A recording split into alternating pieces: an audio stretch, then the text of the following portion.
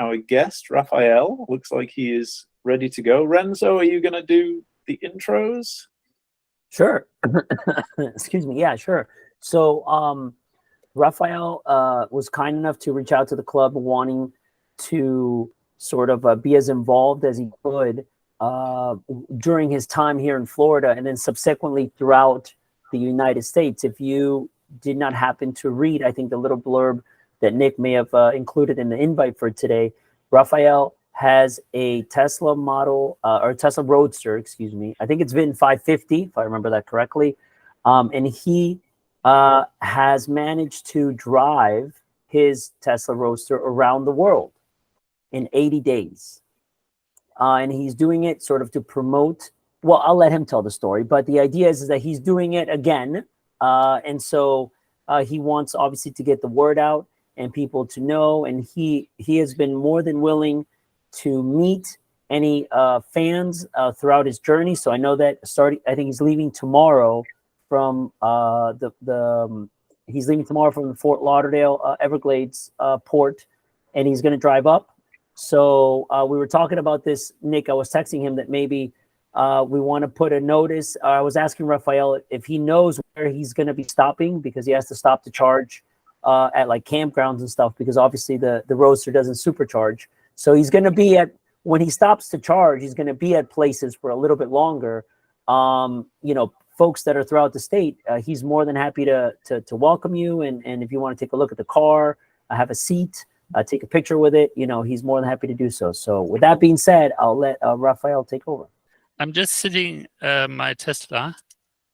I will draft a little bit because I'm blocking here people. So this Tesla is the Tesla who went around the world as first production electric car. I was really upset 2011 when I bought my Tesla that this has no future, it's just a toy. And then I am in my midlife crisis. And I said, no, this is the future. And I will show you that this car has a range which is enough for everyone. So I drove 28,000 kilometers and I showed the people that this is possible.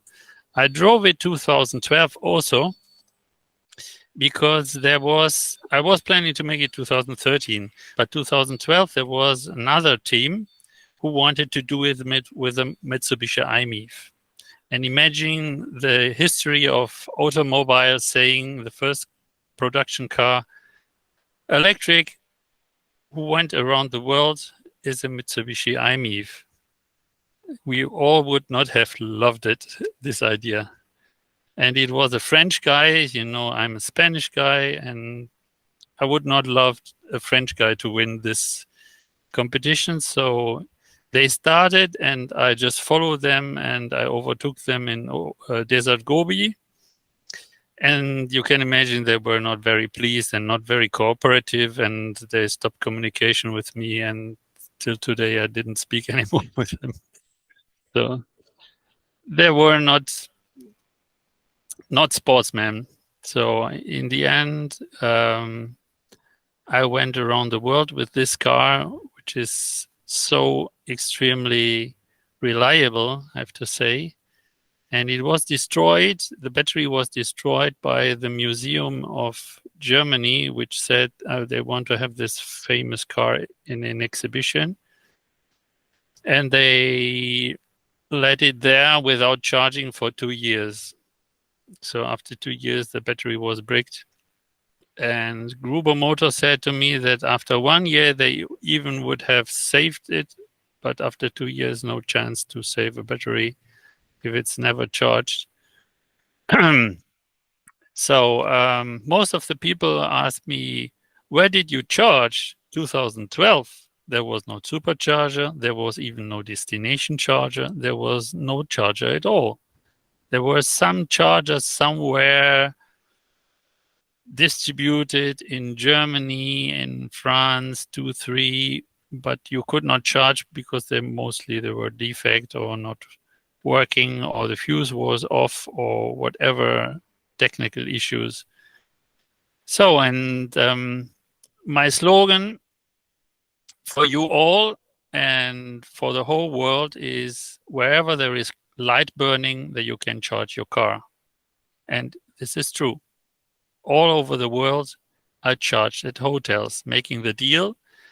You give me a socket and I take a room. And if you don't give me a socket, I go to the next hotel. And most of the hotels said they were delighted and they gave me a socket and I could charge overnight. And in the next day, I continued. And even in Desert Gobi, where you think there is nothing, there are also hotels and they have huge, huge power because they need a lot of air condition. So Kazakhstan and Desert Gobi was easy going. In Kazakhstan, every 50 kilometers, you find, here you can see the route. I use OVMS. I don't know who from you has a Tesla Roadster. OVMS is kind of third-party product, which is making the things what you know from the Tesla Model S or Model 3 as Tesla app. At Tesla Roadster, you cannot see where it is and you don't have these gimmicks of control of charging and so on. But the OVMS made by a Tesla Roadster fan and owner from Hong Kong, Mark Webb Johnson, this is working, and he modified a bit this so that every time I charged, it saved the GPS data on a map. And this is the original map with the original GPS data. So you can see I was charging in the middle of nowhere in China and Kazakhstan. So I just found hotels and I just plugged in, and this was easy going. Now the next question everyone is asking, which problems did you have? The answer is very simple. 0 technical problems. The only problem was border crossing. And this is the experience you do when you go around the world. Borders are for nothing. Borders are for making war. Borders are making trouble. And borders are for us, human beings, something from the ancient time, which we can just delete. We don't need. You have United States of America, you cross one state to another, you don't have border control, you are lucky guys. The thing we had in Europe, we copied this system, so in Europe we also have a borderless Europe. This is what the whole world should go to. We don't need any borders. This is a message I also want to transport to everyone with my crossing around the world. And if you go to this map, which is online, you can click on the Tesla logos. And if you click on it, you will see how much amperage I was charging there. So this detail you even can see here, charged 30 amp, 225 volt in Bucharest. So there was 203 volts. There was 70 amp. And you will ask, how can you charge 70 amp there in Ukraine? Well, I knew that I may have problems to charge, so I took my HPC with me. I don't know if you know it. The Tesla Roadster fast charger, high power connector. It's a big, huge box which covered my co-driver seat, and it was there, so I could connect it in case I got 128 amperes or 64 amperes. I plugged it into this big connector, and then I could charge even 70 amp in the middle of nothing. When I crossed China, I had to have a co-driver. So China is not allowing to drive you alone through the desert, through the country. So you have to have a Chinese speaking co-driver who's, they say, to help you to find the way through China. The truth is that I helped him to to find charging stations because he had no idea about how to charge. And for him, it was his trip of his lifetime, sitting on top of my HPC. But because Chinese are so small, it was not a problem for him because it was not looking over the top. So it was funny story of him.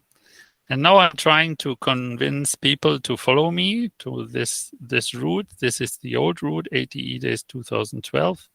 We have the new route 2024. And when I'm coming back, I'm planning to land again in Florida. And every one of you is very welcome to meet me and the teams which are joining. There is already one team from America who wants to join the whole trip. Some want to join just Florida or just going to New York and back. And so everyone can join as he likes, or he's just joining online and following the photos and videos of the around the world trip of Tesla's crossing China, charging at superchargers in China.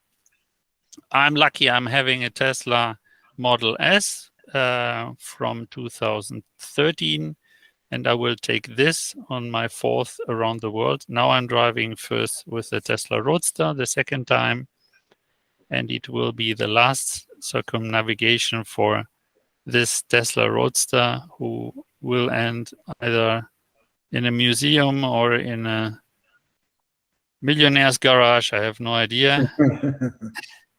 So the Tesla Roadsters are actually, there was one sold for $1 million at Christie's, so they're getting really expensive. Yep. And well, I said always I will not sell my Roadster, but if someone is coming with 2-3 millions, then I get weak.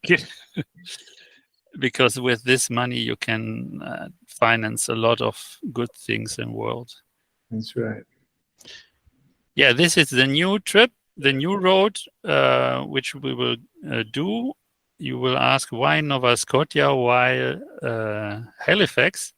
The reason is that we planted trees as measurement instruments of air pollution in every state. So in Nova Scotia, there is the Canadian maple tree. And in San Diego, on the other side, there is the US tree. And I will visit these trees and take probes. And this is the reason why the route is like this. The route can be modified if you say, I have a company who wants me to pass, or I have a friend, I should make a stop there. Then I can make a deviation, no problem. Just announce me in time.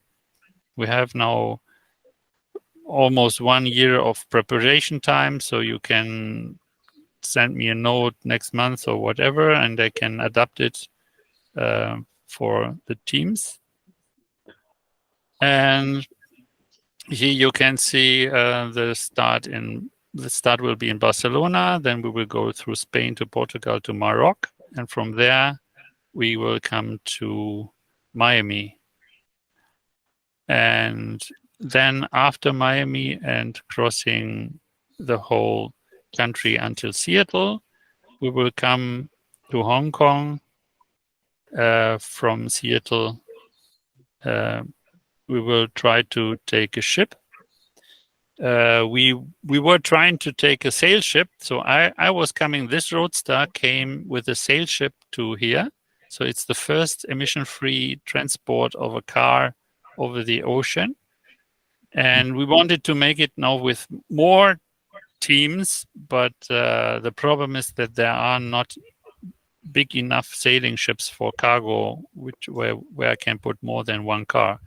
The owner, the captain from the Aventure sailing cargo ship, said that he even cannot transport one car.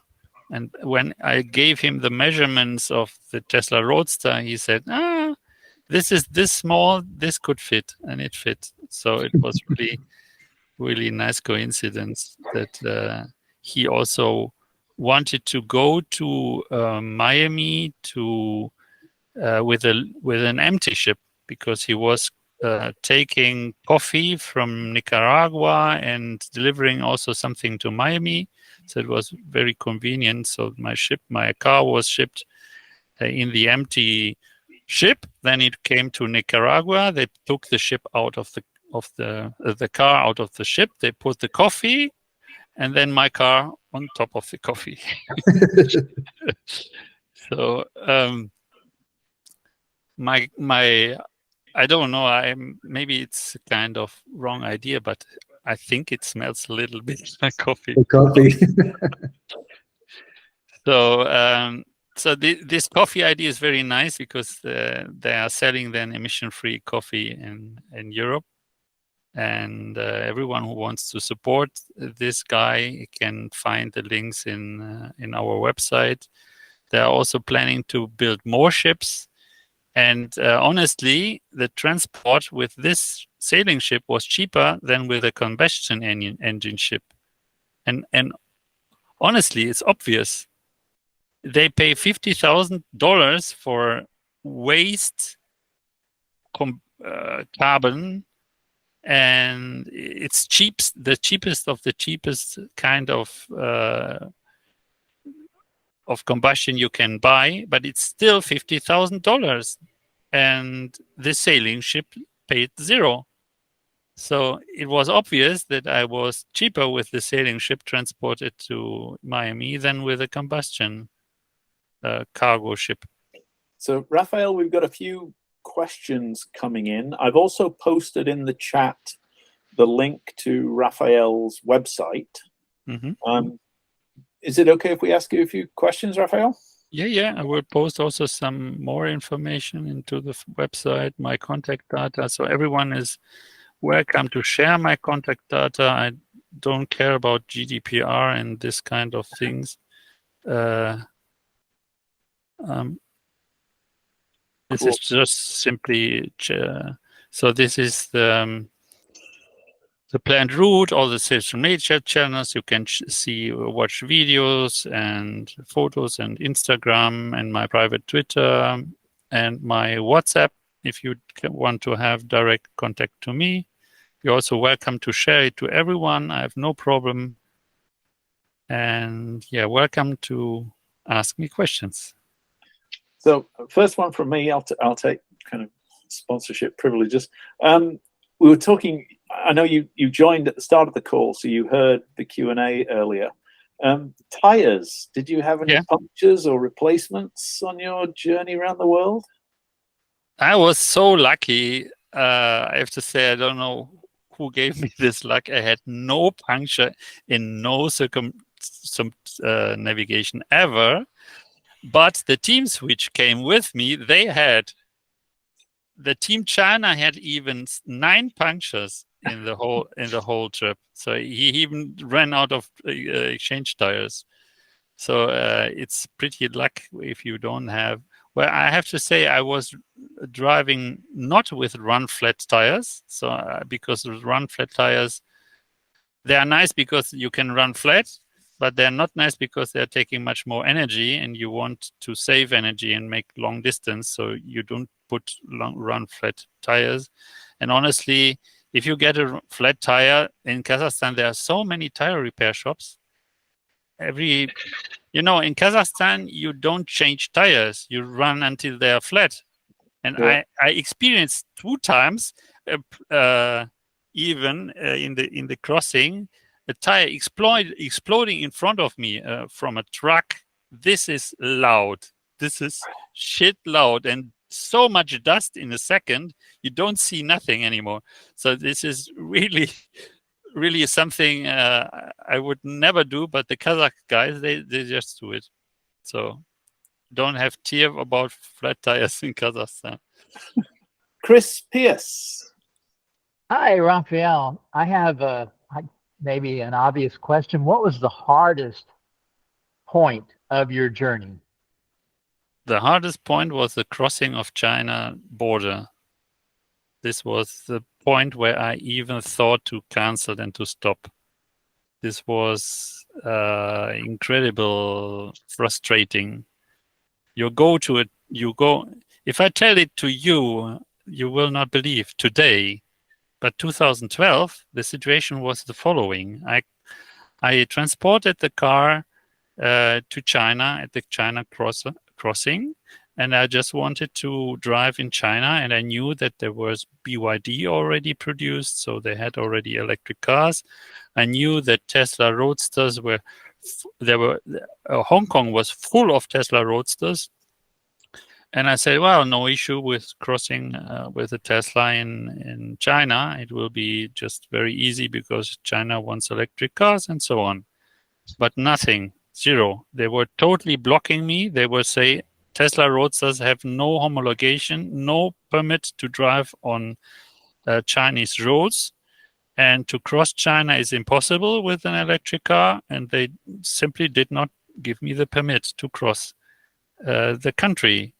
And they let me hang in the airport this much that in the end I had to pay per day $1,500 of parking my car there.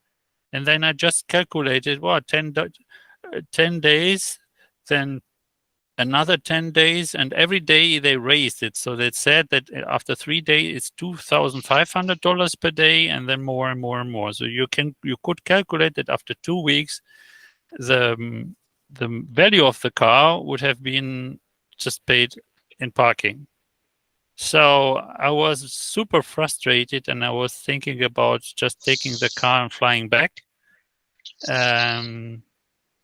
When I just started to get super angry, and I said, okay, I will risk now everything, and I just used the thing I don't like to use, the whole world. Well, as you know, the whole world in China and everyone is ruled by fear. So if someone wants you to do something, he just makes fear to you. So the Russian will come. Go shoot Russian. So you get fear and you shoot Russian. So I said, okay, this is the only thing I can make for Chinese people which have a lot of fear. So the whole Chinese country is ruled by fear.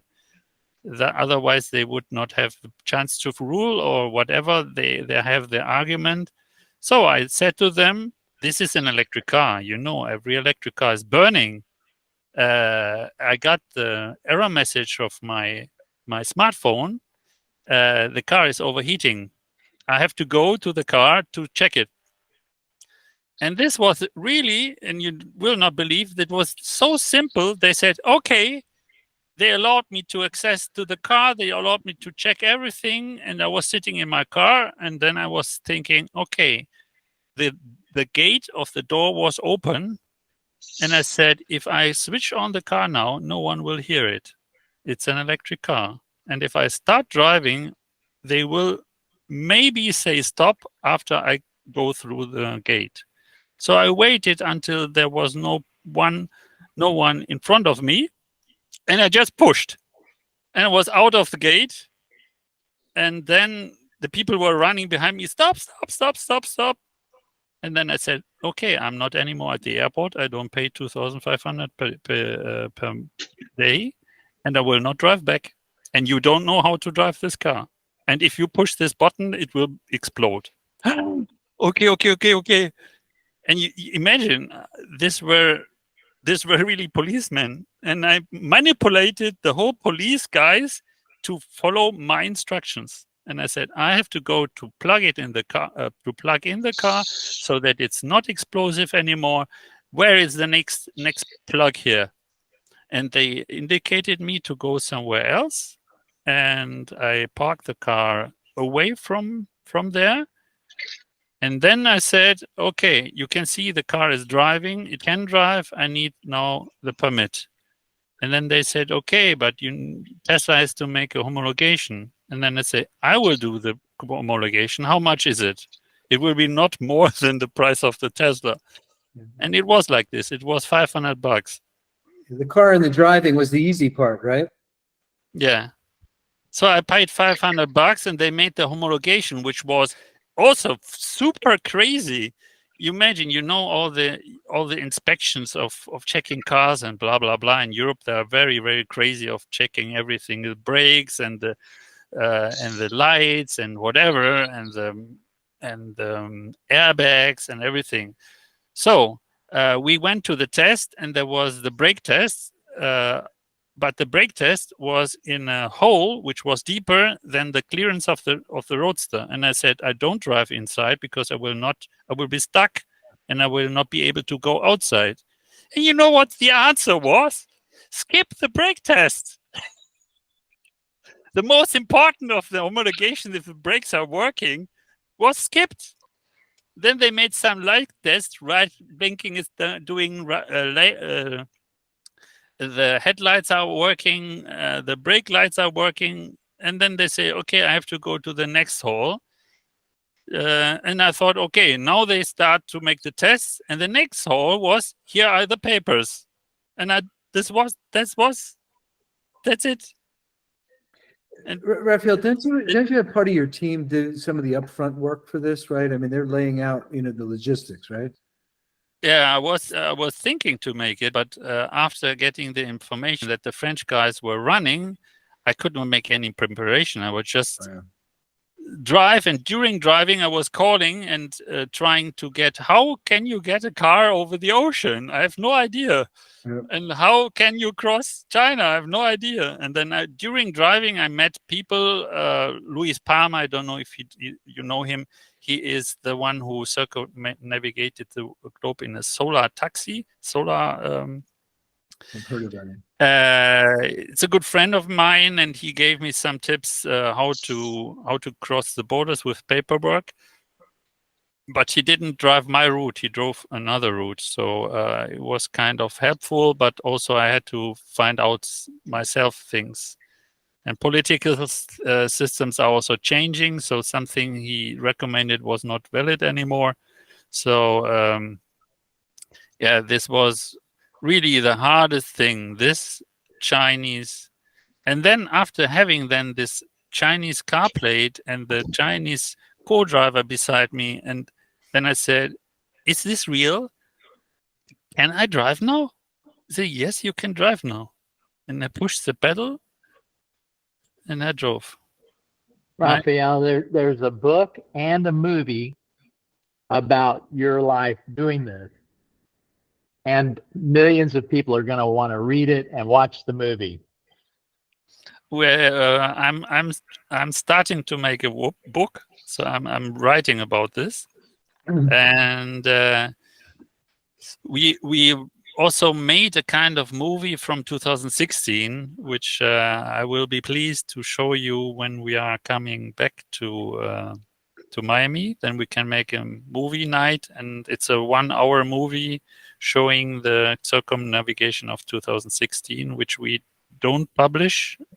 We give it only to fans. We show only this movie. It's not online. No one can download it. It's just very exclusive, and we show this only to Tesla fans and someone who wants to make an event, and we are coming like this. So this is my offer to you for your kindness, that we will then have a nice evening and nice stay with the teams and you, and talk about what the experience was from us. I have a Patreon account. I don't know the link. It's not good marketing.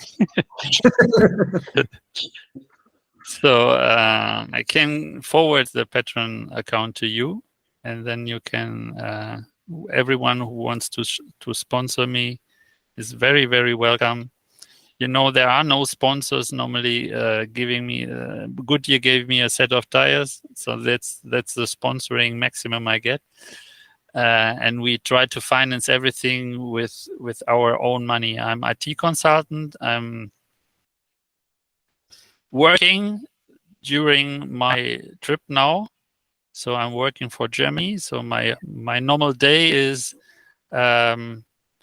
waking up at midnight, starting to work at 2 o'clock, 2 a.m., working until 9 or 10 a.m. Then I close my notebook. I worked for Germany, and at 9, 10, 11 a.m. I start driving. I drive then apart until 5, 6 o'clock, and then I meet people, and afterwards I go to sleep. And this is the way I'm financing the whole tour. Otherwise, it's not possible. This would be awesome if it could be sponsored, and even if the sponsors would put money, we could reduce the fee for the teams to join, so that we could even have more teams joining us to make even the thing much more impressive. You know, the idea why I invited teams was the visibility mostly. When I went around the world, the press was very interested in Spain because I'm from Spain, in Germany because my mother is from Germany, and the rest of the world was la. So Kazakhstan was very interested because it was like they said to me, "Can this car fly also?" It was like an extraterrestrial. And in China, as I said, no one crossed China before, and I hope that my drive, I was in a lot of TV channels, drove them to believe in electric cars, and from 2012 they started also to make electric cars and believe in electric cars. So I tried to make this message as big as possible, and the best way is to have also a Team America, a Team Canada, a Team Kazakhstan, and Team China, so that the people report about this team in their country. And if one car is passing then people are even not seeing that one car. But we were driving with 10 Tesla Model S in one row, and then no one says not wow. Yeah, and I'm showing that I'm sustainable because I'm not making it once, I make it every 4 years. The only year I could not do it was 2020 in the middle of COVID. I even tried to, but simply the borders were closed. Yeah. I could not enter America, and I could not enter on the other side. I was stuck in Europe. So, but 2024, I will do it again. And the idea is like Olympic Games, make it every 4 years. People which are in this electric car globe bubble are saying, yes, we are very happy. Everyone is enjoying his Tesla. And I'm also enjoying my Tesla since almost 12 years. Yes, but if I go to New York and I go to a border, to crossing, it's difficult to find an electric car. There are another SUV, gas car, and then maybe you see one. I want to have it vice versa. I want to say, wow, look, a gas car. Question from me, Rafael. Did you ever get lost? Lost? No. You know, when you're going, I think it will be very interested with to talk with the other circumnavigators, because I'm pretty sure that we all make the same thing. You know, the GPS is not working on a Roadster every time, and you have to find something else. And what you do is exactly what Columbus did, and Amerigo Vespucci and whatever guy who went around the world. You look to the sun. The best orientation ever you can have is the sun. And if you drive westwards, you will always drive in the direction the sun is going. And if I had this situation. There is a fork. One street is going there. One street is going there. Kazakhstan, no sign. So where do you go? So you see, the sun is here. Okay, so you go there. So this is the way you go. Even you don't know if it's correct or not. You just follow. That may be less confusing than the signage in France. Come on. Yeah, France is a chapter you also will not believe. The worst the worst case scenario was in France, on the whole around the world, in the cultivated France where everyone say "Vive la France," and they are so high culture. It was the worst culture experience of all the whole around the world. That's your German blood speaking. Well, not. I like the French accent and this way of speaking French. I love because it's so sweet. But I went. I was searching for a plug, like always. I said, okay, people which are helping is police and fire troopers. So go to a fire trooper and ask them to plug in, and they said, okay. You need a plug. This is working. Yes, in your fire trooper cars, you also have plugs, and you need. Oh yeah, okay. So they knew a little bit of putting cars into plugs, and they had also high power. So I put in my plug, and then this guy said, "Okay, it is working. Yes, it's working. I will go to ask my boss." And then his boss came out shouting, "I should take off, and I should not plug in, and I should not do anything. I was stealing and blah, blah, blah." He was so angry. And I said, what? I never experienced this angry guys all over the world. Everyone was so nice to me, so kind. And the first one who was shouting and was really angry was a French guy. And this was the only one in the whole around the world. The only guy who was shouting at me. And I said, okay, vive la France. Just be careful that you're not going through France in September because it's the World Cup of rugby, okay? Are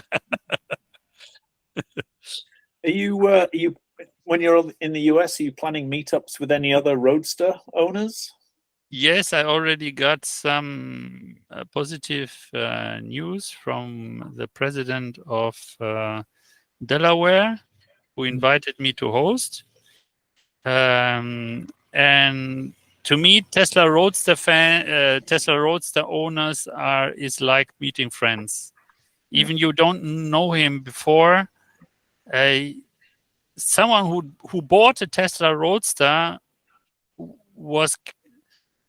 everyone was kidding about him, and he did it, and the whole world was against him, and he did it for a purpose, and he was fighting against all, and he says, I do it, I have to do it. And this kind of motivation is connecting you directly. It's making you friends on the first second, and if they tell about their lives, about what they want to do, what they want to move, everyone does it a little bit different, but we have all the same aim. And this is so easy that a car is connecting. I think this is also kind of the secret of the success of Tesla, that this car is connecting us all to friends and not just to fans of a Porsche.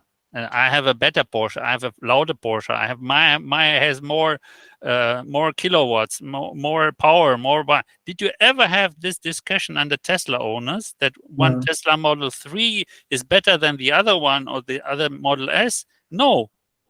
We all enjoy. So we are different. And this car is simply connecting all these different people. We are not so many, but we are a lot. And we can move. If we move together like you, which you are a good club working together, exchanging ideas of how to solve an issue of your Tesla. Well, by the way, for you, my tricks for Teslas, reboot is always a good thing. I'm a IT guy. I know the garbage coin routines. I know the internal IT, how it's working. The amount of errors per millisecond which are happening in a CPU, and the algorithms to avoid these errors, to correct these errors, are huge. And now and then there is an error which is not corrected, and this happens, that it freezes. So don't be so amazed that this happens. This is IT. This is the way it is. So sometimes it's because of a heat, of code, of whatever, of a glitch in the software development. Just reboot, and that's it. It will be improved everything in the future with AI, which is then Well, Elon is also a big AI fan, so he will use AI to minimize the errors in his systems for sure. And yeah, regarding tires, I also was a fan of very, very smooth and not noisy tires. And I have to say that the brands are every season they're improving. So first I said I was a big Michelin fan, and then I said, okay, no, Pirelli is making better, and then back to Michelin. So they are also having now a good competition. I like it that they are now not only saying that they need to have good grip and powerful, that they also have to have noiseless, because we are demanding it. So it's not a bad idea to go and to say, no, this is too loud, I don't buy it. So then they say, okay, rethink, make something better. Any issues with hooking up to other foreign countries' electrical grids? I'm assuming you probably had to be really ready with every possible adapter. Did you ever have to hardwire in to get power, and how bad were some of the electrical systems you came across? Yeah, good question. The people said also me you had to have 1,000 adapters, and I had one. In the end, I throw away everything. I just had one, and it was a hardwired plug. So it had a socket, a red socket, and the rest were the wires. And this was the easiest solution everywhere, because electricity is an international standard. So even if you have 110 volt or 220 volt or 50 hertz or 60 hertz or 30 ampere or 100 ampere or even 40,000 ampere, I found in one hotel, no issue. If you show these colors, the black one, the red one, and the green or yellow one, every electrician, even I didn't speak Chinese, I showed this and I showed to the power distribution panel, and the electrician just grabbed it and say, I know, don't tell, I know how to do it. And if you say 32 amps, everyone knows. So it's super easy. And even I know now the Russian word of volts, 220 volts, because they always ask me this, can I charge on 220 volts? So what's the plan now, Rafael? Because your round the world journey hasn't officially started. So you're just doing a round US trip at the moment? Round US trip. I'm going now to Halifax, and then I want to visit the tree, and then I want to go also to visit the Team America in Seattle. And then I want to go to China and also promote there to find a Team China, and go around the world the whole trip until Hamburg and go down to Morocco until end of this year, to find as many teams as possible to join 2024 starting from Barcelona. So this is a round the world trip to prepare for a round the world trip. Yeah. My third one for prepare the fourth one, yeah. Okay. And when will you be back in Miami? The 2024 trip, is that the plan? Well, we're just calculating now with all the team how much it will be around end of May, June, like this, 2024. Okay. We will put the whole schedule in detail in some months. Then we'll know where will we be when. Yeah, very good. Well, I will reach out to the presidents of all the other clubs and make sure that they know that you're coming, and we'll see if we can get you connected to everybody. And I'm publishing now my GPS coordinates very soon. We are about to finish the software on the website, so every day you can go to the website and see where is Rafael now, and you can follow me live. Okay, but Rafael, thank you very much indeed. Great presentation. Thanks, Rafael. Thank you. Enjoy the rest of your trip around the US, and we'll keep an eye on you. Bye bye, and enjoy your Teslas.